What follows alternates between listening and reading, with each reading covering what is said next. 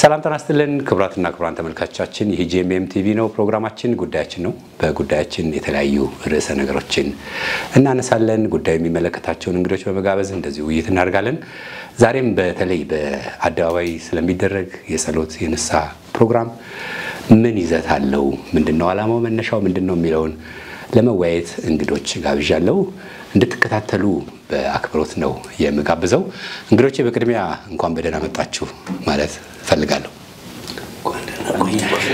ጎሽ እስቲ ፓስተር ካንተ ልጀምርና እሺ እኔ ወርቁ ግርማ ባላለው በዚህ ሀገራዊ የኑዛዜና የንስሐ ፕሮግራም ላይ የኮሚቴ አባል ነኝ ስሜ ግርማ ኦዳ ይባላል በዚህ ሀገራዊ ንስሐና ኑዛዜ ፕሮግራም አስተባባሪ ነን ከፓስተር ወርቁ ከሌሎችም ባልደረቦቼ ጋር እዛ አባል ነኝ ኤርሚያስ መቆያ ባላለው ከዎችማን ሚኒስትሪ አገልግሎት ኢትዮጵያ እንደዚሁም ደግሞ ከምጽአቱ አዋጅ አገልግሎት ጋር በመተባበር በዚህ ጉዳይ ላይ ያው ለመወያየት ነው ዛሬ የተገኘሁት አይዞና ሲልደይከ ካንተ ልጀምር ጥያቄ የዎችማን ሚኒስትሪ መቼ ተጀመረ በምክንያት ተጀመረ ያ ዎችማን ማለት ጉበኛ ማለት ነው አዎ ምን ማለት ነው የሚለው በዛ ጉበኛ ማለት ነው እና ምን ማለት ነው ያው እንግዲህ በሕዝቅኤል ላይ እንደሚናገረው ቀድሞ በህዝቡ ላይ የሚመጣውን ነገር አይተህ ለህዝብ ብታስተነቅቅ ከዛም ደግሞ ቢመለሱ ይላል ማነው ባይመለሱ ደማቸው በእነሱ ላይ ሆናል ይላል እንደገና ደግሞ የሚመጣው ነገር አይተህ ደግሞ ባትናገር ከዛም ደግሞ ጥፋት ቢመጣ በህዝብም ላይ ደግሞ ጥፋት ቢሆን ደማቸውን ካንተ ቀበላለሁ የሚል ቃል ነውና ስለዚህ በዎችማን ሚኒስትሪ ኢትዮጵያ ላለፉት ምናልባት 5-6 አመታት በኢቫንጀሊካል ቴሌቪዥን ላይ ነው አገልግሎታችን የጀመርነው ስለ እግዚአብሔር ፍርድ ወይም ደግሞ በተለያየ ጉዳዮች ላይ ቀድሞ ሊመጡ ባሉ ነገሮች ላይ በነቢያት አገልግሎት ላይ ምናልባት ለመጀመሪያ ጊዜ የተሰረቀው ክብር በሚል በነቢያቶች ህይወትና አሁን ባለው ጉዳይ ላይ ይሄንን መልእክት ወደ ህዝብ ያደረስነው እኛንን ጌታ ረድቶን ስለዚህ ይሄ አገልግሎት ያው ለእግዚአብሔር ህዝብ ማሳሰቢያን መስጠት ነው በዚህ አገልግሎት ላይ እንግዲህ እኔም አባል ነኝ ማለት ነው ዋና ትኩሮ የሚሰራው ምንድነው ሚኒስትሪው ዋና ትኩሮ የሚሰራው እንግዲህ ወደት ለመናገር መጀመሪያ ራእዩን ስንቀበል በጣም ቀላል በሚመስል መንገድ ነው ምናልባት ይሄንን መልእክት የተቀበልኩት እኔ መሰለኝና ጌታ ለኔ ስለ ሄል አጥናለኝ ስለ ሲኦል ማለት ነው እና በዚህ ነገር ላይ ሲኦል ምን ማለት ነው በጣም ቀላል ነገር ነው ግን ሲኦልና መንግስተ ሰማይ በሚለው ጉዳይ ላይ ለሁለት አመት በተቻለኝ ጥናት ማድረግ ጀመርኩ እና በጣም አንድ ላዛሪስት ሚኒስትሪ የሚል አንድ በውጭ አንድ ሚኒስትሪ አለ እንደገና ደግሞ Jesus is coming 77.com የሚል አንድ እንደዚሁ ሚኒስትሪ አለ በዚህ ጉዳይ ላይ የሚሰሩ ብዙ ሰዎች ምስክርነትን በዛ ላይ አድርገዋል እና ይሄንን ተርጉመን በአማርኛ ተርጉመን ለቅዱሳን ነው የምንሰጠው እና ብዙ ሰዎች ያንን አንብበው በጣም ወደ ጸሎት ሲገቡ መንፈስ ቅዱስ በቃ የንስሐ ዕድል እንደሰጣቸው ሲነግሩን በዛ መበረታታት ውስጥ እንግዲህ ኢቫንጀሊካል ቴሌቪዥን ላይ ደግሞ ይሄንን ነገር ወደ በምስል አርገን እንድናቀርብ ኢቫንጀሊካል ቴሌቪዥን ያኔ እንግዲህ ወንድማችን መሳይዛ ገብቶ ነበር ያየር ሳሰጠን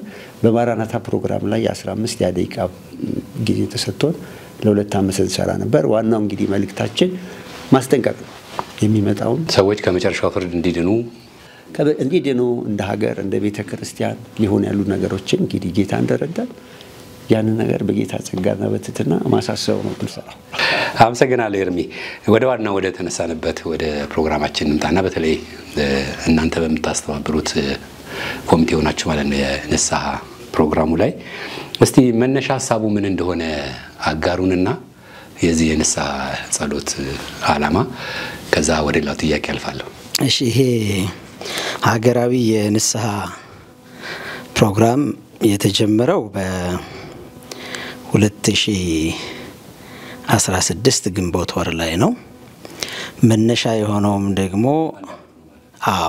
ኦልሞስት አሁን አንድ አመቱ ነው መነሻ የሆነው ደግሞ ወንድማችን ፓስተር ዘካሪያስ በላይ በእስራኤል ሀገር የሚኖሩ እግዚአብሔር ስለ ኢትዮጵያ መልእክት ሰጥቷቸው ያንን መልእክት እዚህ መተው ማለት ይቻላል ለኢትዮጵያ ቤተክርስቲያን ዋና ዋና መሪዎች በሙሉ ባሉበት በሳሮ ማሪያ ሆቴል መልእክቱን ሲያቀርቡ እኛም በዛ ቦታ ነበርን። ከዛ መልእክት መነሻ ተደርጎ ያንን መልእክት እንዴት ተደርጎ ወደ እያንዳንዱ ቤትና ወደ እያንዳንዱ አጥቢያ መድረስ የሚችልበትን መንገድ ስትራቴጂውን እንዲሰሩ የተወሰኑ ሰዎች ተመረጡ። ወደ 9 የሚሆኑ በነዛ ቤተክርስቲያን መሪዎች ተመረጡ። አሁን እርግጥ ቁጥሩ ወደ 13 ሄደዋል። ከዛ ጊዜ ጀምሮ እንግዲህ እንደ ኮሚቴ አባል ሆነን ይሄንን በማስተባበር ላይ እንገኛለን። መነሻ የሆነው የመጣው መልእክት ነው። እስቲ ፓስተር ደግሞ ሂደቱን ምናልባት ብትነግረን የምትጨምረው ሐሳብ ካለ ጨምራለህ። ግን እስካሁን ምን ሰርታችኋል? በሂደቱ ያጋጠማችሁ ጥሩ ነገርና ተግዳሮት ምን እንደሆነ እናንሳ። ያው መነሻው ባልደረባዬ ፓስተር ወርቁ እንደተናገረው ነው። መልእክቱ ነው መነሻው። ከዛ በኋላ ኮሚቴው ከተቋቋመ በኋላ ኮሚቴው ምን ይስራ፣ ምን የሥራ ክፍፍል ይኑረን፣ ማን ምን ይስራ፣ ማን ምን ያድርግ ወደሚል ስብስብ መጣን። በዛ ውስጥ እንጸልያለንና ፕሮግራም ሴት አረግን። በሳምንት አንድ ቀን እንድንገናኝ ተወሰነ። ማክሰኞ በ7000 ምርጦቹ ቤተክርስቲያን ከጧቱ 1:30 እስከ 4 ሰዓት በቋሚነት ለአንድ አመት ሳናቋርጥ ማለት ነው። በየመሃሉ ደግሞ በዙም እየተገናኘን እና አገር ውስጥ ብቻ አይደለም ኮሚቴ ያለው ከአገር ውጭም ዲያስፖራዎቹ በተለምዶ የሚባለው ውጭ ሀገር የሚኖሩ ወንድሞችና እህቶች አሉበት። እነሱ በዙም ይገባሉ፣ እኛ እዛ እንሰባሰባለን። ከዛ በኋላ እንግዲህ የተሰሩ ስራዎች ብዙ ናቸው። እንዲህ ባጭሩ እንትን ምንለው አይደለም። በዋናነት ግን ስትራቴጂው ይሄ መልእክት መጥቷል። መልእክቱ ንስሐ ግቡ ተመለሱ ነው ዋናው አንኳር ሐሳቡና የአማኙ ማህበረሰብ እንዴት ይገባል፣ ንስሐ በእግዚአብሔር ፊት እንዴት ይገባ፣ ያን እንዴት እናመቻች በሚል ተነጋገርን እና መጀመሪያ ሐሳቦች መጥተው ነበር። ይሄ ለኢትዮጵያውያን የመጣ መልእክት ስለሆነ ሁሉንም ይሄ ኢቫንጀሊካል ሰርክሉ ብቻ ሳይሆን ሌሎችንም ኢትዮጵያውያን በሌላ እምነትም ያሉትን እናጠቃል የሚል ሐሳብ ነበር። መልእክቱ ምን እንደሆነ ማወቅ ይቻላል? ይቅርታ ፓስተር፣ ምንድነው መልእክቱ? ማለት ሰው መልእክት ሲባል አሁን የሚሰማን ሰው ምንድነው ማለት አይቀርም። እኔ እንደጠየቁት በጣም ጥሩ። መልእክቱ ሁለት ነው። አንደኛው የመጀመሪያው ንስሐ ግቡ፣ መጥፎ ነገር በመድሪቱ ሊመጣ ነውና ይሄ የሚመጣው ክፉ ነገር ጠላት ክፉ ምክር መክሯል በአገሪቱ በመድሪቱ ላይና ይሄ ክፉ ነገር እንዲመለስ ህዝብ የራሱን አዋርዶ ቢጸልይ ንስሐ ቢገባ ቢመለስ ይህን ክፉ ነገር ከመድሪቱ አርቃለሁ፣ አይፈጸምም። ይህን ክፉ ነገር አለመፈጸሙ ብቻ አይደለም፣ ህዝብ የራሱን አዋርዶ ንስሐ ቢገባ በረከቶች ደግሞ አሉ። መድሪቱን እባርካለሁ፣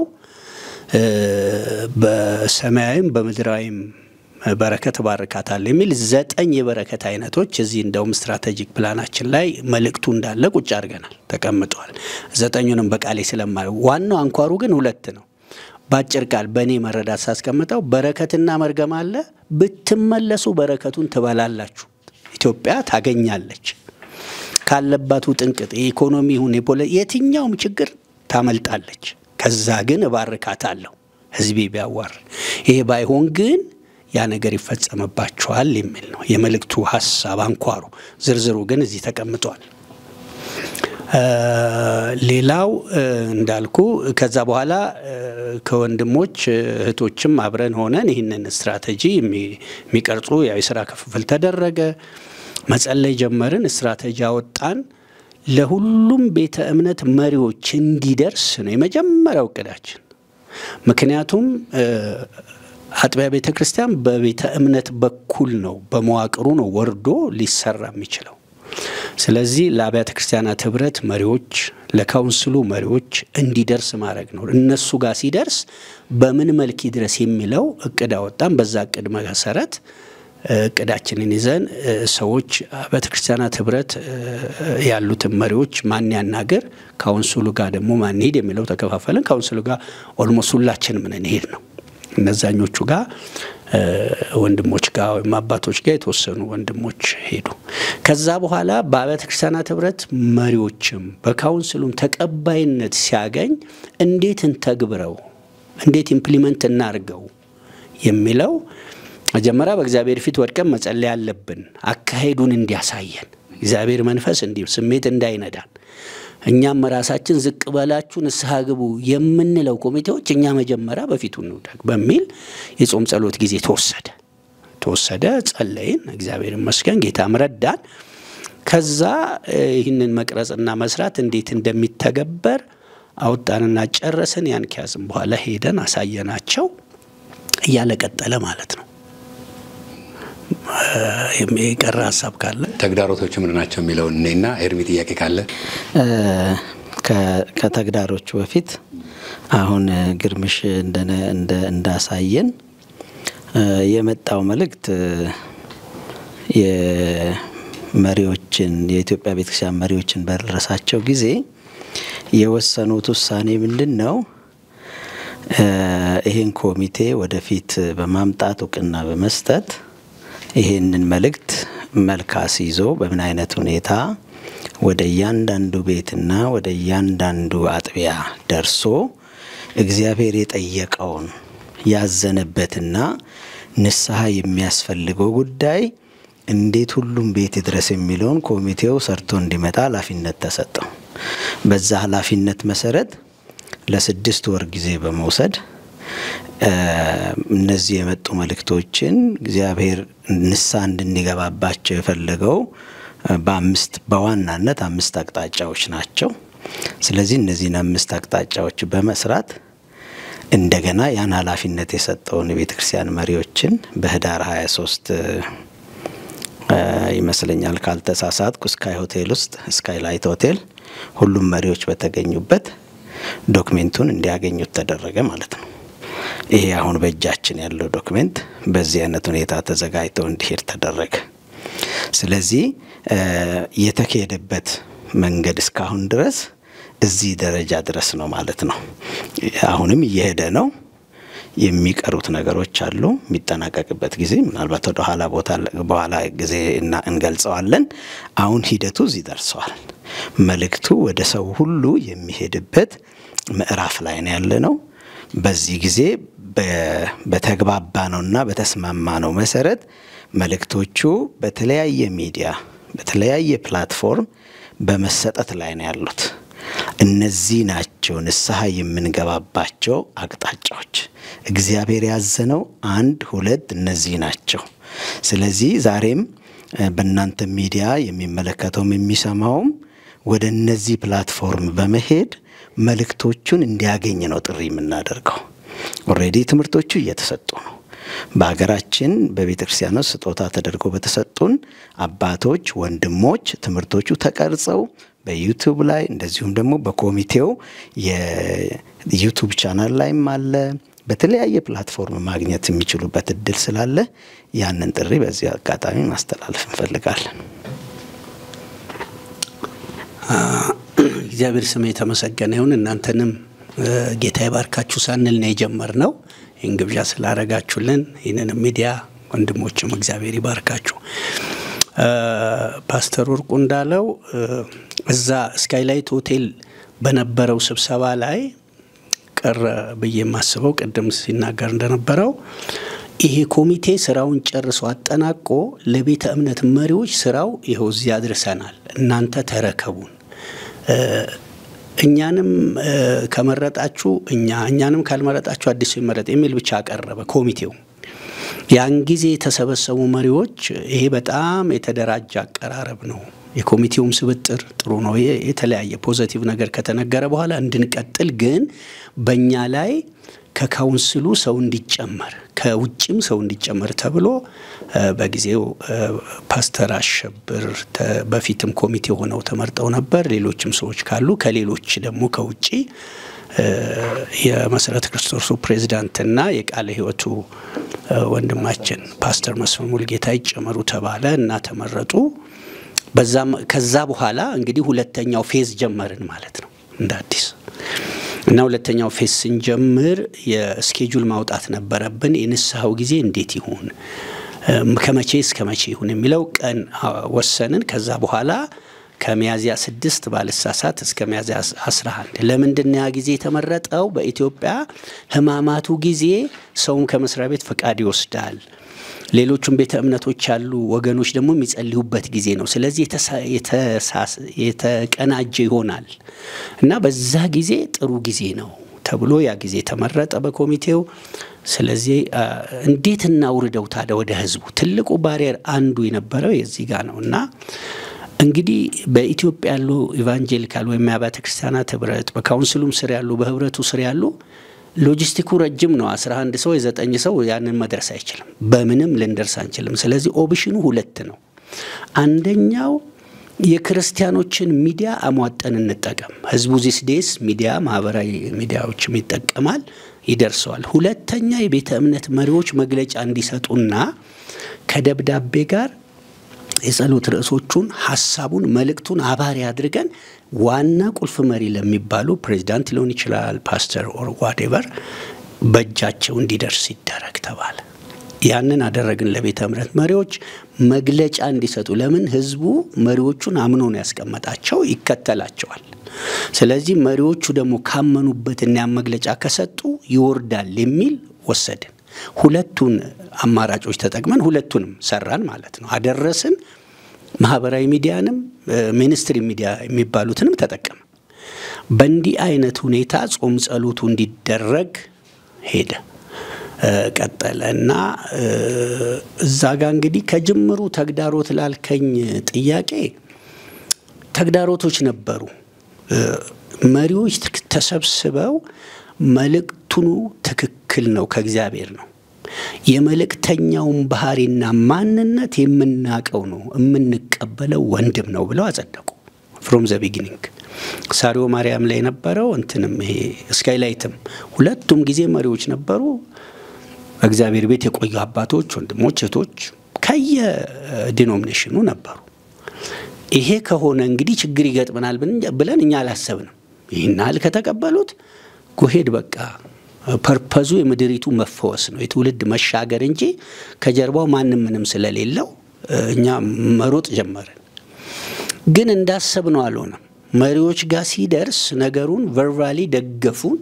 ፕራክቲካሊ ስንመጣ ግን ያልተመቻቹ ነገሮች ነበሩ። አሁን እንዲያና እንዲማልላቸው እና አሁን መሪዎችን ለማሳመን ኦልሞስት ከ6 ወር በላይ ፈጅቶብናል። ስንመላለስ እንዲ ባክ ኤንድ ፎርስ ሐሳቡን ለማስረዳት መልእክቱን ሰውየው እንዲያስረዱ በመጥራት የተለያየ ውጣ ውረዶች ነበሩና እኛ በሳቢያችን ያው ካስተዳደጋችንም ጸሎት ሲባል ደስ ብሎን ስለምንሄድ መሪዎች ጋር ይሄ መልእክት መጥቶ ተቀብለውት እንደውም ጸሎት ከተጨመረበት ሆ ብለው የሚወጣ ነው የመሰለኝ እኔ በበኩሌ። ግን ነገሩ እንደዛ አልነበረም። ቫይስ ቨርሳ ነው የሆነው። ህዝቡም ጋር ሳይደርስ መሪዎች ጋር ብዙ ቻሌንጅ ገጠመ።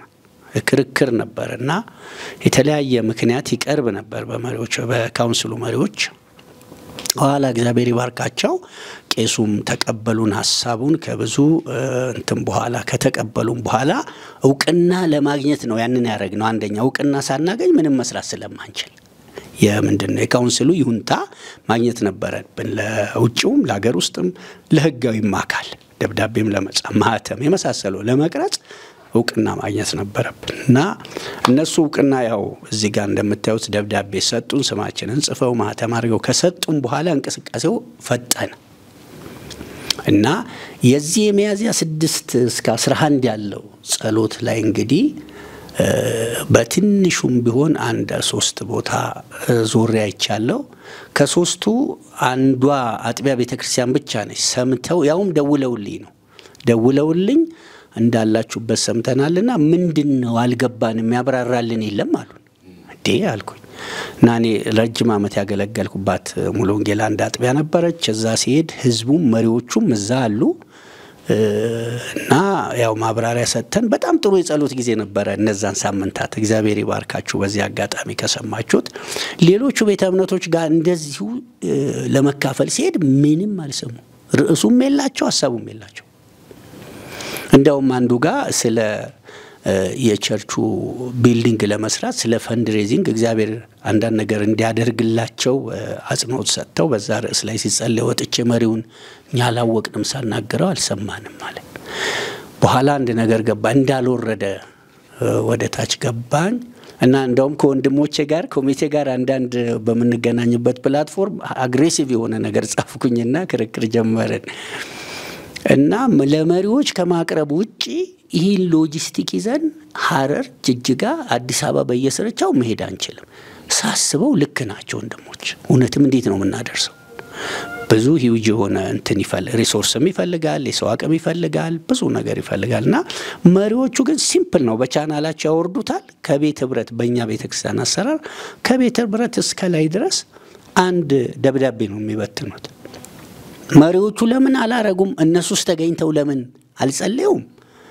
አላቅም። ሪዝናቸውን አላቅም። አልጠየቅናቸውም። አክቹአሊ አላገኘናቸውም። እና ትልቁ ተግዳሮት የነበረው ይህንን ነገር አውርዶ ማዳረስ፣ አዎንታዊ ምላሽ በተግባር መስጠት የሚለው ነው። እና በዚህ አጋጣሚ በጣም ጥሩ የሆኑ ነገሮች ደግሞ የዚህ የኮሚቴው ህብረት እንደ አንድ ሰው መስራቱ፣ የልብ አንድነት፣ የመንፈስ ናፍቀን ነው ምን ሄደው ጸሎቱን ናፍቀንና እሱ ትልቅ አቅምና ኃይል ይፈጠራልን ነው።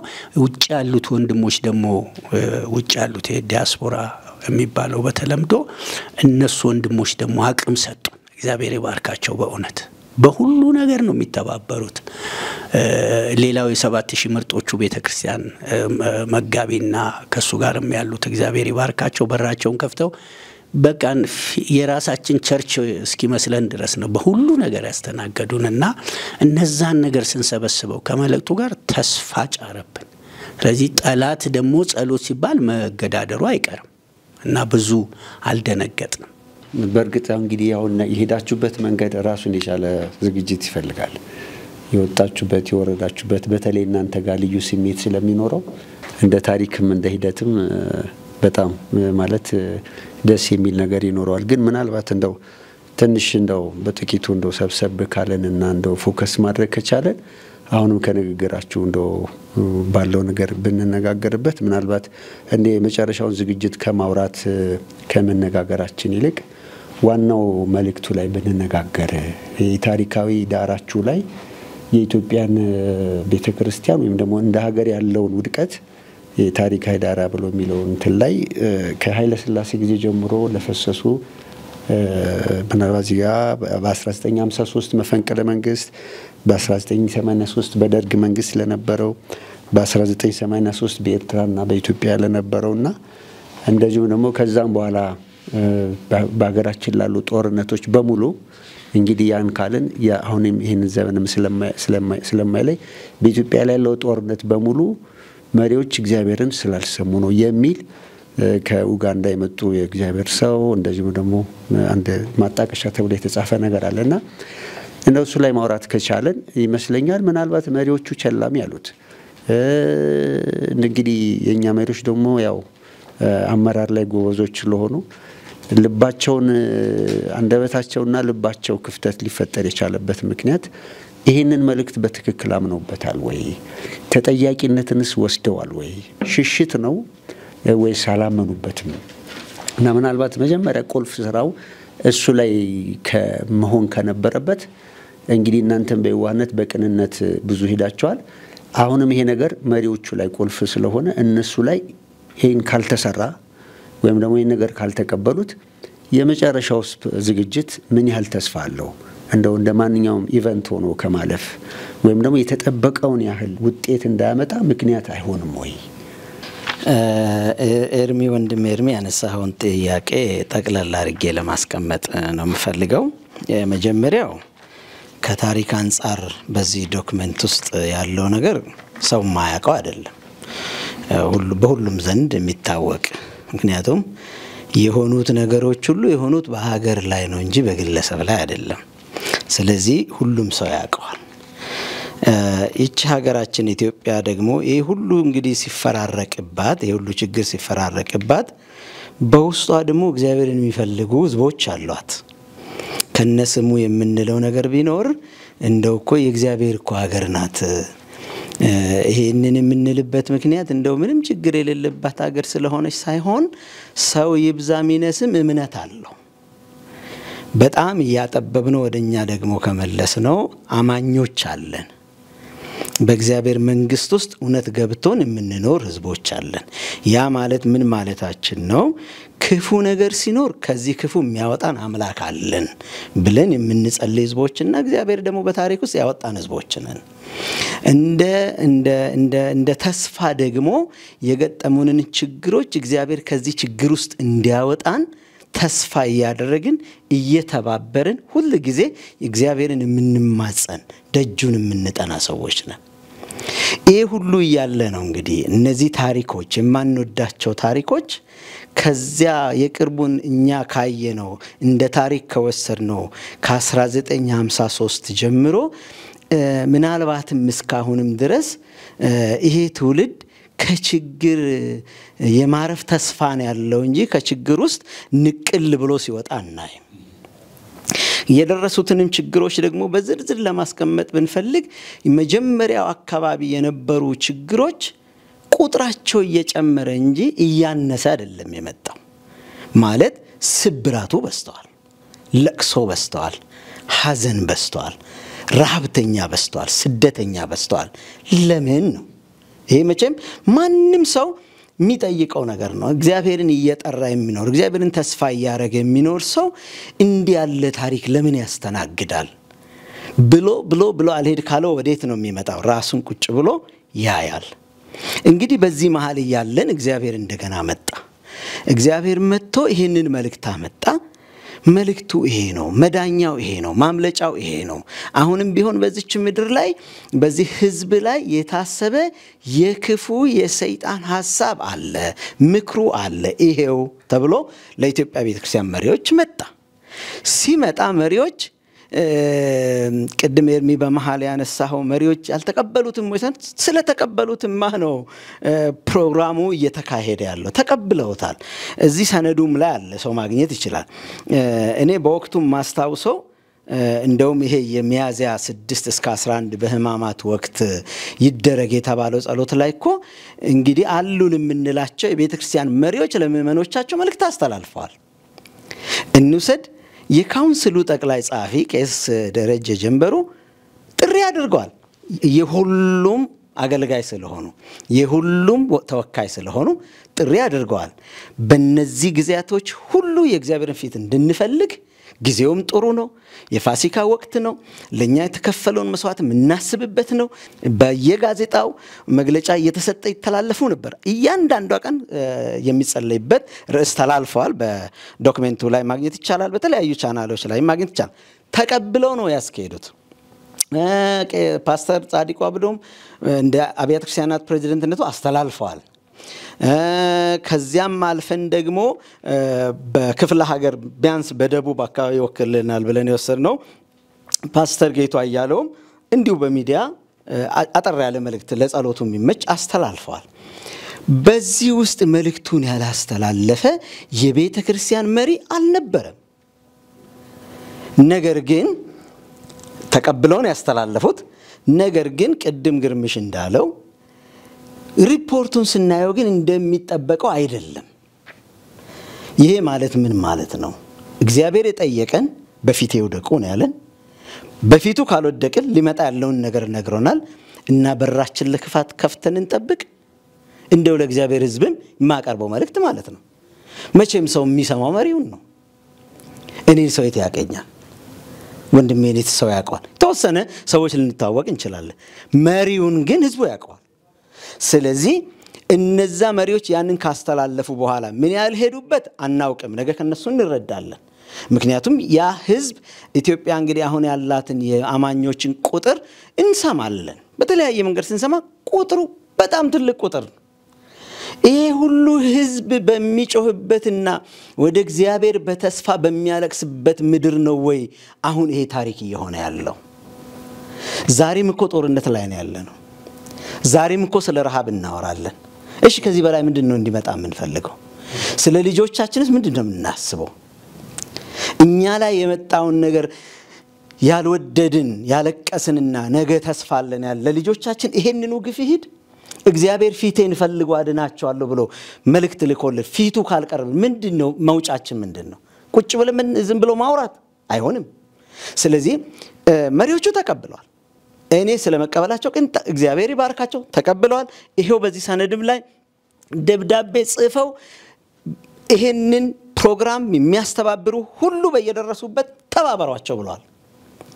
እነዛ መልእክቶች ግን ሄደው የተፈለገውን አላመጡ። ጥያቄ ግን እግዚአብሔር ተመለሱ እያለን ካልተመለስን ሊመጣ ላለው አጥፊና ጥፋት ለቅሶና ሐዘን የበለጠ በራችን እንክፈት። ለዚች ምድር ይሄ ነው እግዚአብሔር ወክሎ ያስቀመጠን እንደ ቤተክርስቲያን ይሄ ነው። ይሄንን ነው እንደውም ሰው ይሄን ቢያዳምጥና ቢያይ ራሱን መጠየቅ ያለበት ሪሊ ይሄ ነው ወይ? ምናልባት ይሄንን ብዬ መጨረስ ፈልጋለሁ። እኔ ብዙ መጨፈር ያለብን ጊዜ አይመስለኝም። አሁን ነው በየአዳራሾች ተሰብስበን ምንም ችግር እንዳልተፈጠረ ምድሪቷ ከሰርግ በስተቀር ሐዘን የማያቃት አይነት መስለን የምንሄደው ሂደት አያዋጣንም። እውነታው እሱ አይደለም። ስለዚህ መልእክቴ እግዚአብሔር መልእክት ልኮልናል። ታሪክ ውስጥ ያየነው ውድቀቶች ስብራቶች ሁሉ ዛሬም ቀጥለዋል። እነዚህ እንዲቆሙ መልእክት መጥቶልናል። መልእክቱን በፊቴ ውደቁ ንስሐ ግቡ በእነዚህ አቅጣጫዎች ብለውናል። እዚህን ደግሞ ሁሉ ሰው እንዲያደርግ መሪዎች ጥሪ አቅርበዋል። አሁንም ከዚህ ሰዓትም ጀምሮ እስከ መጨረሻው ቀን ድረስ ይሄንን እንድናደርግ እንድንታዘዝ ወደ እግዚአብሔር ፊት እንድንመለስ ነው ጩኸታችንና ፍላጎታችን። እንደ አብሮ ሰራተኛም ኮሚቴነት ምንም ነገር የሚፈርስ ነው ይሄሱ አይደለም። እንደ ባለቤት ነው ምንጮው ጉዳዩ ስለሚነካን ነው ምንጮውና ይሄን አደራ ለማለት ነው ፈልግ። ምናልባት እያሰብኩ ነበር በርግጥ ኢትዮጵያ ውስጥ ጸሎት ስለሌለ ነው ወይስ የምንጸልይበት መንገድ ልክ አይደለም ወይ?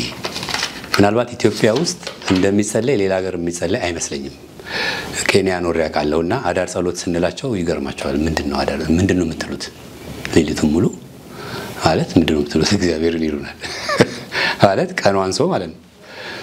ይሄን ያህል የሆነን ሰዎች ምንድነው ወደ በኋላ ላይ እንመጣበታለን በደንብ ስለምናነሳው። ግን ቀጣይ ጥያቄ አለ። የርሚ ጥያቄ ካለ ሰጣለሁ። ይሄኛው አሁን የሀገር አቀፍ ንስሐ ጸሎቱ እስከዛሬ ነበሩ አሉ አሁንም አይደለም። የንስሐ የዶክተር ቶሎሳ አለ ብዙ አመት ነው በአደባባይ ብዙ ጊዜ ወተናል። ሌሎችም አሉ በየቤተ እምነቱም ይጸልያል። ይሄኛው እናንተ ምንድነው ልዩነቱ? ምንድነው የተለየ ነገር ይዞ የመጣው ካለፉት ከምናቀው የአደባባይ የንስሐ ፕሮግራም ምንድነው የሚለየው ሚለውን ብትመልሱልኝ ደስ ይለኛል። ወንድሜ ዳኒ ያነሳው ምናልባት ሁላችንም እንዳንተ ጠያቂ ብንሆን ምን ጠይቀው ነገር ይመስለኛልና ብዙ ሰዎች እቺ ሀገር እንደምትጸልየው መልስ መጥቶ ቢሆን ኖሮ ምናልባት ዓለም ሁሉ ዛሬ ስለ ጸሎት ለመማርም ለመጸለይም የሚጎርፍባት ሀገር ነው። እንግዲህ አሁን ምንድነው እንደዚህ አይነቱ ነገር ወዴት ነው የሚወስደን? ወደ እግዚአብሔር ቃል ነው የሚወስደን። የእግዚአብሔር ቃል ስለ ጸሎት የሚነግረን ብዙ ነገር ነው። ለምሳሌ እንደ ፍቃዱ አትለምኑምና አንዳች አትቀበሉም ይለናል። ስለዚህ መንበርከክ አይደለም ማለት ነው። ትርጉም ያለው በር ዘግቼ እንዳልከው 24 ሰዓት በጸሎት ውስጥ ነኝ ብዬ ማወጄ ብቻውን ርቀት መሄዱ አይደለም። ወይም ጊዜያቶችን ማርዘሙ ሳይሆን ሰዓቶቹን ማርዘሙ ሳይሆን ጤናማ የሆነ መሰረት የእግዚአብሔር ቃል ላይ መቆም ይጠይቃል። እኔ አንዳንድ ጊዜ በግሌ ስነ መለኮታዊ በሆነ መንገድ አትወሰዱት፣ ግን እንደ አካሄድ እኔ በራሴ ጸሎትን እንደ መንገድ ወስደዋለሁ። ተነስቼ ከዚህ አዋሳ መሄድ ፈልጌ ይሄን እንደ ጸሎት ብትወስዱልኝ ጉዞዬን ወደ ነቀምት ብጀምር መሄዴን አላቆምም። እስኪ ደክመኝ ድረስ አላቆምም ቀን ከሌሊት። ችግሩ ግን መቼም አዋሳ አልደርስም። ጸሎትን እንደዚህ ብንወስደው እንደ መንገድ ብንወስደው ሪሊ የምንጸልየው ነገር እንደ እግዚአብሔር ፍቃድ ነው ወይ?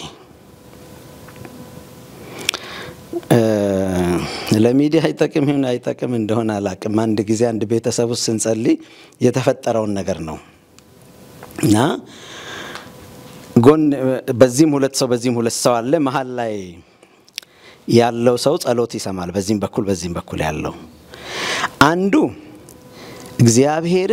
እግዚአብሔር ስለሰጠው ብቻ እያመሰገነው ነው። ይሄን ስለሰጠኝ አመሰግናለሁ፣ ይሄን ስለሰጠኝ አመሰግናለሁ፣ ይሄን ስለሰጠኝ አመሰግናለሁ ይላል። አንደኛው ደግሞ በዚህ በኩል ያለው ፍቃድ ቢሆን ይላል። የተቀሩቱ ሁለቱ ከነዚህ መካከል የትኛው ይመቸናል ብሎ ደግሞ ለመጸለይ እየመረጡ ነው። አንድ ርዕስ ሊወስዱ ነው። ምክንያቱም በዚህ በኩል እንደ ፍቃድ ስጠኝ የሚል አለ፣ ይሄኛው ደግሞ ስለሰጠኝ ይላል። ስለዚህ እኔ የትኛው ነው የሚሻለኝ? ሁለቱም ጸሎት ነው፣ ተግባራዊ እያደረጉት ነው ያለውትና ወደ የትኛው ነው ልሂድ? አሁንም ስላልተጸለየ አይደለም፣ የጸሎት ስብሰባዎች ስለሌሉን አይደለም። የጸሎቱ መነሻ ማጠንጠኛው ግን የእግዚአብሔር ፍቃድ ላይ የተመሰረተ ነው ወይ ነው ወይስ ጀስት ሃይማኖታዊ ልምምዶቻችንን የቀጠልንባቸው የምናደርጋቸው ነገሮች ነው? ዛሬ እኮ አትጠይቅ የሚልህ አለ። ጸሎት መጠየቅ ነው። አትጠይቅ ምን ምትጠይቃለህ? ኦሬዲ አልቋል ሁሉም የሚልህ አለ። ስለዚህ አሁን በእንደዚህ አይነት ጉባኤ ሁለታችን ባልተስማማንበት እንኳን የምናደርገው ጉባኤ ምን ሊያመጣ ይችላል? እንደ እግዚአብሔርም ቃል ሊያስኬደን አይችልም። ስለዚህ ጸሎቱ አለ፣ አዎ፣ ግን እንደ እግዚአብሔር ፍቃድ የሆነ ጸሎት ብቻ እንደሚመለስ እንዲሰመርበት ነው፣ እንደ ፍቃዱ የሆነ። ሁለተኛ ያነሳው ነገር አለ። እስከዛሬም ተጸልየዋል። ያሁኑ የናንተ የሚለው ብቻ ምን አዲስ ነገር ይዞ መጣ? የናንተ የሚለው ብቻ ማስተካከያ ይደረግበትና ያሁኑ ግን ጸሎት ምንድነው ይዞ የመጣው ከተባለ ይሄንን ያለፈውን ቅድም ካነሳናቸው ብዙ ጸሎቶች አሉን፣ ግን ለምንድን ያልተመለሱት ከሚለው ክፍተቱን ለመሙላት ነው የመጣው። ምን ብሎ ትምህርት አዘጋጀ። እንዴት ነው መጸለይ ያለብን? እኛ ብቻ ሳንሆን የጌታ ደቀ መዛሙርቶች የዮሐንስ ደቀ መዛሙርቶች እንዴት እንዲማሩ ዮሐንስ አስተምሯቸዋልና እኛንም ጸሎትን አስተምረን ስላሉ ጸሎትን ማስተማር ያስፈልጋል ማለት ነው። በእግዚአብሔር ቃል እውነት ማስተማር ያስፈልጋል። እንደ እግዚአብሔር ቃል ማስተማር ያስፈልጋል። እንደምኞት አይደለም። እንደምኞት የሆኑ ጸሎቶች በጣም ብዙ ናቸው።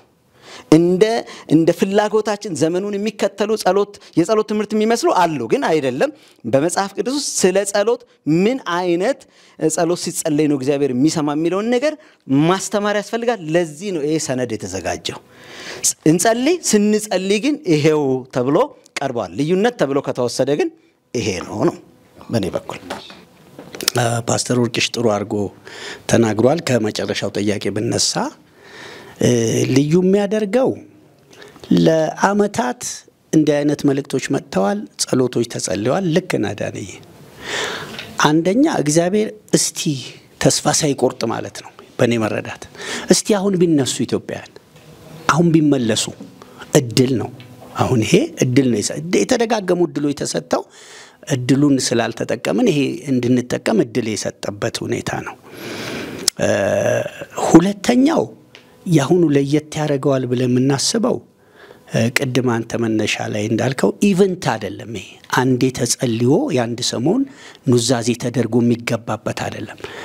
ኑዛዜና ንስሐ ይለያያል። ንስሐ ማለት ኃጢአትህን ተናዘ ትተኸው ጥለኸው ተነስተ በበፊቱ መንገድ አለመሄድ፣ በአዲሱ በተረዳው ጌታ ባሳየ መንገድ ተመልሰ መሄድ ማለት ነው።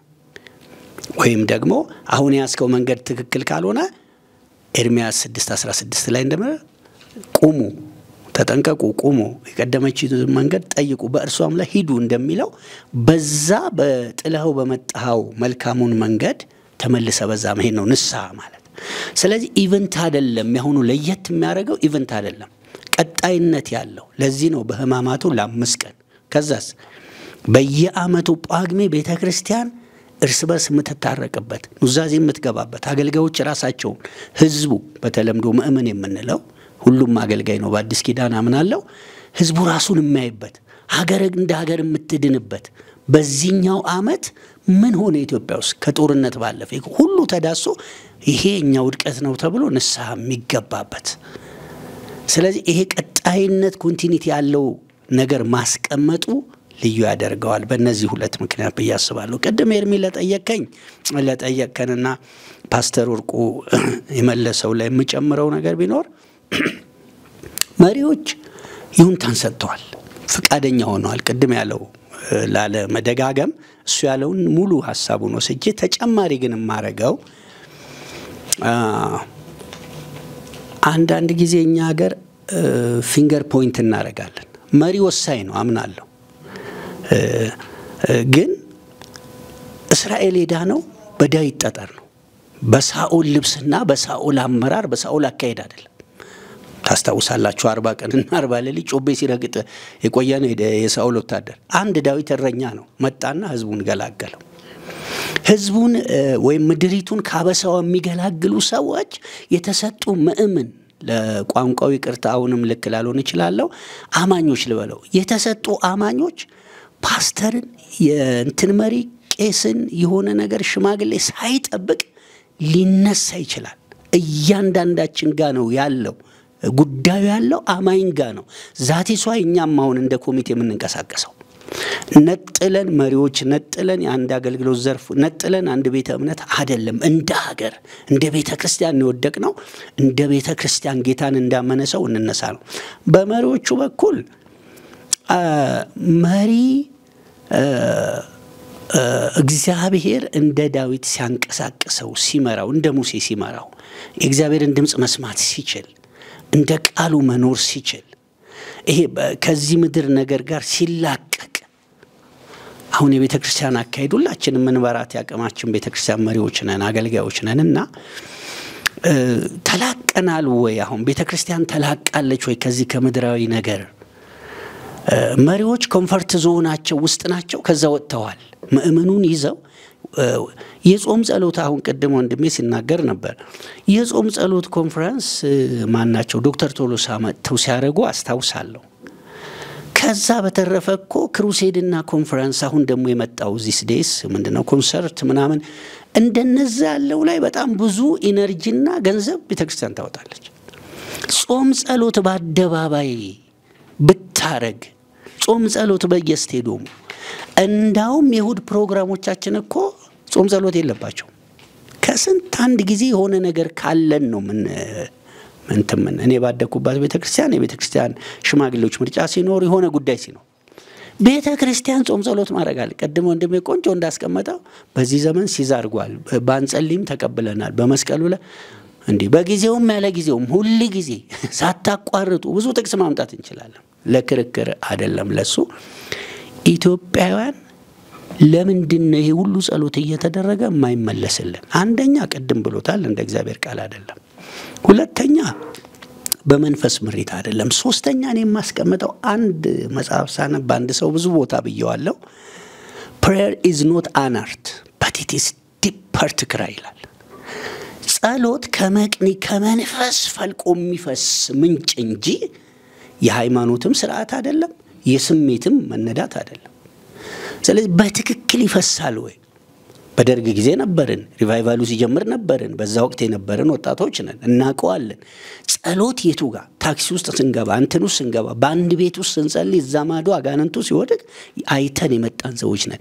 ያ ጉልበት ምን ወሰደው ስንል አሁን ጸሎት ስርዓት ነው የሆነው። ስርዓት ነው በቃ ካንዱ ኖርማል እንትን ነው። ሌላው ለጸሎት የተሰጠው ስፍራ አናሳ ነው። እንጮሃለን በሚዲያውን የሚጸልዩ ወገኖች አሉ፣ ጌታ ይባርካቸው። በየቸርቹ መድረኩ ላይ ሲወጡ ያስገመግማል ድምጹ። ግን ሰብስታንስ አለው ወይ? እንደ ዳዊት ጠጠር ሄዱ አጋንንትን ይሰብራሉ። ኃጢአተኛውን እያለቀሰን ንስሐ እንድገባን ያጣሰርቼ ስመጣ ያደርገኛል ወይ? ጸሎቱ ይኮንነኛል ወይ? ይመልሰኛል ወይ? ለምንድነው የማይመልሰው? ለምንድነው አቅም የሌለው? ለምንድነው ስደተኛ ኢትዮጵያ ይበዛባት? ለምንድነው ሌሎች ነገሮች ይበዙባት? እንዴ አንዳንዱ ነገር እኮ ያስጋል። ይሄ ሁሉ አማኝ ባለበት ሰሜን ጦርነት ዛሬ ተኩሳል፣ ይታኮሳል፣ ይተላለቃል። ምንም ስያሜ ምንም እንስተው ዋይ ቤተክርስቲያን እኮ አለች። ይሄ ሁሉ ነብይ ሐዋርያ ምንትሶ የተሰለፈበት የስም ጋጋታ የተሰቀለበት ሀገር ዛሬም ሰው ይሞታል፣ ዛሬም ሰው ይቸገራል፣ ዛሬም የሆነ ጠብና ምናምን አለ። ዋይ ይህን የሚያስቆም ከመንፈስ የፈለቀ ከእግዚአብሔር ቃል የተወለደ የጸሎት ስታይል የለንም። የሃይማኖት ጸሎትና ድግግሞች ነው ያለን። በመንፈስ ምሪት ነው ብዬ ለመውሰድ ይከብደኛልና ኢሞሽን ነው ውስጣችን በተቃጠለበት ነገር በልሳን በመናመን በመዝሙር በመናመን እንጮህና እግዚአብሔር ጋር አይድረስ ካውንተር ቼክም የለን ፍሬው ምን ያህል ነው መመዘኛም ልኬትም የለን ስለዚህ ይመስለኛል ያሁኑ ጸሎት ግን ንስሐው ለየት የሚያደርገው ምስጋናም አይደለም ጮቤም አይደለም እንውደቅ እንደነነው ሕዝብ አመድ ነስነሰን ወንድሜ ባለው ላይ መጨመረው መሪዎች አደራምለው ከናንተ እንደተማረ ሰው በጌታ እንደዳነ አንድ አማኝ መሪዎችም የዳነ አማኝ ሁሉ ጊዜው አላለቀምና አሁን በመጨረሻው ሰዓት እንኳን ልባችን ተቀስቅሶ በእግዚአብሔር ፊት ለመውደቅ እንነሳ በመጨረሻ ምለው ኢትዮጵያ ውስጥ የታዘብኩት ነገር በዚህ በትንሽ እድሜ ማን ተናገረ ነው እንጂ ምን ተናገረ የለም በጣም ያዘንኩት በዚህም አካሄዴ እነማን ናቸው የሚያቀርቡት ነው እንጂ ምን ይቀርባል ይሄ በጣም መሪዎች ልታሰምሩበት ይገባል በማንንም ይምጣ በዛች ባልታሰበች ብላቴና ነው ንዕማን ለምጹን የነጻው ያልታሰቡ ሰዎች ሊሆኑ ይችላሉ ብዙ ጊዜ አስተማሪዎች ያስተምሩና ያስተማሯቸው ልጆች ፕሮፌሰር ይሆናሉ ሌክቸረር ይሆናሉ ፓይለት ይሆናሉ ሁሉ ጊዜ ኤሌመንተሪ ያስተማርከው ልጅ እንዴት ከኔ በልጦ ፕሮፌሰር ሆነ ብለ መከራከርም ፌርም አይደለም ማስኬድም ናቹራሊ ማስኬድም ስፒሪቹዋሊ ያስተማርናቸው ድህነት ያስተማርናቸው ልጆች ተቀብተው ሊወጡ ይችላሉ እግዚአብሔር እንደ ዳዊት በእነሱ በኩል መፍትሄ ካመጣ የንስሐውም ይሁን የሌሎችም ጉዳዮች ይሁን ነው እንድንስማው እስቲ ከሰማይ ነው እንደ እግዚአብሔር ቃል ነው መልእክቱ ይሄ ነው ልክ ነው ካልን ደግሞ በተግባር ማሳየት አለበት ሌላው ጸሎት ብቻ አለን እንጂ ኢትዮጵያ ውስጥ ክርስትናን አቅም ያሳጣው ነገር በጣም ብዙ ቶካለን ሚዲያም በግልም በየቸርቻችን በየፖዲየሙ ብዙ ንግግር ነው ቱባድ ቋጥኝ የሚያክል ቋንቋ አለ አንዲት ኢንች ግን ወደ ተግባር ካመራር ጀምሮ እስከታች እንዳንሄድ ምን ስታክ እንደሚያደርገን አላውቅም አቅም ያጣው በዚህ ነው በያስባለሁ ተባረኩ አንድ ሌላኛው ስለ ጸሎት ቀደም ወንድሜ ዳን የሚያነሳው ነገር አዎ የጸሎት ጉባኤዎች አሉ በነዛ ጸሎቶች አላተረፍንም ማለት አይደለም ብዙ አተርፈንባቸዋል አግኝተንባቸዋል የተፈለገውን ያህል ባልሆነ ጊዜ ግን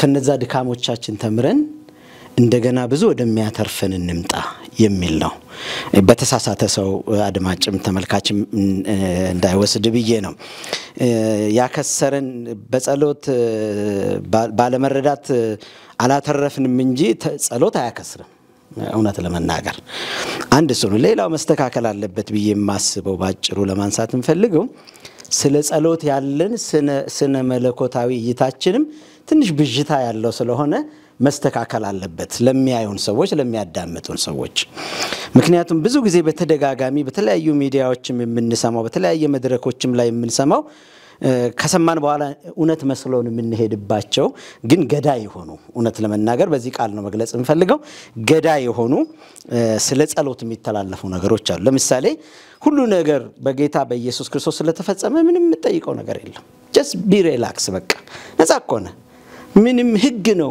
ምንም አያስፈልግህም ምን እንዲያርግ ከፈለከውን አዘማምጣ ስትችል ያለቀ እንደው ከስቶር ውስጥ ማውጣት ያህል ነው እንጂ እንደው ይሄ ጾሙ ጸሎቱ ምናምን የሚለው እንዲህ አይነቱ አመለካከት በጣም ገዳይ ነው ምክንያቱም ጸሎትን የሚሰማ ጌታ ራሱ ከትንሳኤ በፊት መቼም ስለ ጸሎት እንዳስተማረ ሁላችንም በወንጌል እናውቃለን ጌታችን ኢየሱስ ክርስቶስ ከትንሳኤ በኋላ ግን አንድ ማስጠንቀቂያ ሰጥቶ ሄዶ ነበር ደቀ መዛሙርቶቹን የመጨረሻው ላይ ሲሄድ ኃይልን ሳትቀበሉ ከኢየሩሳሌም አትውጡ ካላቸው በኋላ ከሐዋርያት ሥራ ምዕራፍ 1 ጀምሮ ተከታታይ ምዕራፎችን ስንሄድ ሐዋርያቱ ሲጸልዩ ነው የምናየው የዛ ጸሎት ውጤት ደግሞ እግዚአብሔር አምላክ እስከዛሬ ድረስ ቤተክርስቲያንን ያጸናበትና የተከለበት የዘላለም ህይወትን በሁሉ ዘንድ ለማድረስ እግዚአብሔር የተጠቀመበት ስራ የተሰራው በነዛ በመጀመሪያዎቹ ሐዋርያቶች በተሰራው ስራ ነው ምን ያደርጉ ነበር እጅግ ይጸልዩ ነበር አንዱን ብቻ እኮ ብንወስድ እኮ ትናንት ያዕቆብን ገሎ ሄሮድስ ቀጥሎ እኮ ጴጥሮስን ለመግደል አስሯል እኮ። ነገር ግን በአንድ ቤት ውስጥ ተሰብስበው ሐዋርያት ጥብቅ ጸሎት ያደርጉ ነበር። ያ ጸሎት በዛ ምሽት መልአክን ወደ እስር ቤት የላከ ነው። ትናንት ሞቷል፣ ተገለዋል፣ ሰርቷል። ህዝቡን ደስ እንዳሰኘ ስላወቀ ቀጥሎ ሊገድል እየገደለ ሊቀጥል ነው። ግን ያ የነበረው ጸሎት የጸሎትን ውጤት ጌታ እግዚአብሔር ሰምቷቸው ሊያጡት የነበረውን ሐዋርያ እኮ ነው በመልአክ ያስወጣው። ግዑዝ እኮ የታዘዘው እኮ የጸሎት መልስ ሲመጣ ነው። ስለዚህ ስለ ጸሎት ያለን አንዳንድ መርዝ የሆኑ የሚለቀቁ ነገሮች አሉ። ሰዎችን እግዚአብሔርን ተስፋ እንዳያደርጉ ያላቸውን ነገር በጠላት እንዲያስጨርሱ እጃቸውን ሰብስበው እንዲቀመጡ ጀስት ለአይምሮ የሚመችን ነገር ብቻ ያደረጉ ፋንታሲ ነገር እንዲያደርጉ በቃ ፈን እንዲያደርጉ አለኝ ይዣለሁ ወስጃለሁ ቀምቻለሁ አለኝ አልቆልኛል የሚል አይነት ቀላል የሚመስሉ ግን ህይወትን ዘራፊ ህይወትን አስተነጣቂ ናቸው። ያንን በማድረጋቸው በጸሎት ላይ የመጣውን ነገር እናውቃለን። እኛም ይሄ ተስፋ ስላለን ዛሬ እንጸልያለን። ስንጸልይ ግን መረሳት የሌለበት እንደ ቃሉ እንደ ፍቃዱ ነው። እቺ ለማለት እሺ ኤርሚ ምናልባት ከጸሎቱ ጋር ተያይዞ በደንብ የምናነሳቸው አሉ። ስምምነትም አንድ ነገር ይመስለኛል። እንደ ሀገር እንደ አብሮ እንደሚጸልይ ሰው እንስማማለን ወይ? ምናልባት የብዙዎቹ ጸሎት ያለ መሰማት ወይ ሊመስለኝ የሚችለው እኛ እንደኛ ሀገር ማለት ነው ምን ያህል እንደማመጣለን ምን ያህል እንቀባበላለን በመንጸልየው ጸሎት ራሱ እንስማማለን። ይሄ ሀገራዊ ንስሐ ራሱ ስንት ሰው ምክንያቱም አለ ስምምነት ጸሎት ስለማይሆን እንዲሁ ሐሳቡ ነው። ግን ቀጥለን የምንመጣበት ሐሳብ ነው የሚቀጥል። እስኪ እንግዲህ አሁን መሪዎች ላይ በተመለከተ ያለን ነገር ምናልባት ወደ በኋላ ምናነሳው ይሆናል። ግን አሁን ከሰዎች አንዳንድ ጥያቄ በዚህ ጉዳይ ላይ ያላቸው አንድ ነገር አለ። እዚህ ሰሞኑን ጎ አፍሪካ ፎር ጽዮኒዝም ምናምን በዚህ ሌት አፍሪካ ጎ ምናምን አፍሪካ ጎ ጽዮና እሱ ፕሮግራም ላይ ምናልባት ከእናንተ ጋር የሚያገለግሉት አገልጋዮች እዛ ቦታ ላይ ተገኝቶ ፕሮግራሙንም ሲመሩ ነበርና ይሄ ሀገራዊ ጸሎት ንስሐው ከዛ ጋር የዛ አንዱ ሴክተር ነው ወይስ ራሱን የቻለ ነው የሚል ጥያቄ ነበራቸው። በሱ ላይ ፓስተር ወይ ብትመልሱልን። ጥያቄውን ስላነሳ ምንም ችግር የለውም። አብረን ብንሆን በጣም ደስ ይለናል። ግን አፍሪካውያን ስለሆነን አፍሪካን የሚመለከት ነገር ደግሞ ሁሉ ይመለከተናል። ፕሮግራሙ ግን ከሀገራዊ ንስሐ ጋር የሚገናኝ ነገር የለውም። በሌላ መንገድ ግን አፍሪካን ጎ ስለሆነ አፍሪካን የሚመለከት ነገር ሁሉ እኛን ኢትዮጵያውያንን ይመለከተናል። በተለይ እንደ መንፈሳዊ ሰዎች ካየን አፍሪካን የሚመለከት ነገር ሁሉ ይመለከተናል። በተረፈ ግን ያ ፕሮግራም በግላችን ወይም አስተባባሪዎች በዛ ቦታ ያሉት የሄዱበት ምክንያት ከኤልሻዳይ ኔትወርክ ጋር በነበራቸው የራሳቸው ኔትወርክ እንጂ ከሀገራዊ ንስሐ ጋር የሚገናኝ ምንም ነገርም የለም። ስለዚህ ጉዳይም እሱ ላይ ተነሳ የለም። እኔም እንደገለሰብ በቦታው ስለነበርኩ ማለት ነው። ተመልሶላል። ወደ ሌላው ልፍ ምንድነው እዚህ ላይ ምናልባት ይሄ ሀገራዊ ንስሐ የሚለው በጣም ማለት በጣም አስፈላጊና እንግዲህ እናንተን በጣም ስላደከማችሁ አስፈላጊነቱን ያው የታወቀ ነገር ነውና በዛኛው የጎ አፍሪካ በሚለው አመለካከት ላይ ስብሰባ ረግጦ የወጡ ፓስተሮችን ኢንተርቪው አድርጌያለሁ። ማለት እንደ ስነ መለኮት ያንን ለኢትዮጵያ መባረክ ወይም ደግሞ አለመባረክ ከእስራኤል ጋር የተያዘ አይደለም የሚል ስነ መለኮታዊ ልዩነት ያላቸው አገልጋዮች እንደዚህ አይነት አመለካከት ስለነበራቸው ይሄንንም ኮሚቴ ከዛ ጋር የመፈረጅ ስሜት ስለነበራቸው በዚህ አጋጣሚ ግልጽ እንዲሆንላቸውም ጭምር ነው። ግልጽ ሆኖላችኋል በያስባለሁ። ኦኬ ተመልካቾቻችን ቀደም ሲል እንግዲህ የተከታተላችሁት በሀገራዊ እርቅና ንስሐ ጊዜ በተመለከተ ነው። ከፊታችን ባለው ማለት ነው። በሱ ጉዳይ ላይ ከኮሚቴዎቹ ጋር ያደረግነው ውይይት ነው። በመሪዎቹም ጉዳይ ያነሳነው ሐሳብ ነው። አላበቃንም። በቀጣይ ፕሮግራም ሁለተኛውን ክፍል ይዘን እንቀርባለን። እንድትከታተሉ እጋብዛለሁ። የካሜራ ባለሙያዎችን፣ ኤዲተሮችን፣ ግራፊክስ ላይ የሚሰሩትን ሁሉ እጅግ አድርጌ ነው የማመሰግነው። የጄኤምኤም ፕሮግራሞች ይቀጥላሉ። እንድትከታተሉ ጋብዛለሁ። ዳንኤል ተስፋዬ አብሬያችሁ ቆይቻለሁ። መልካም ጊዜ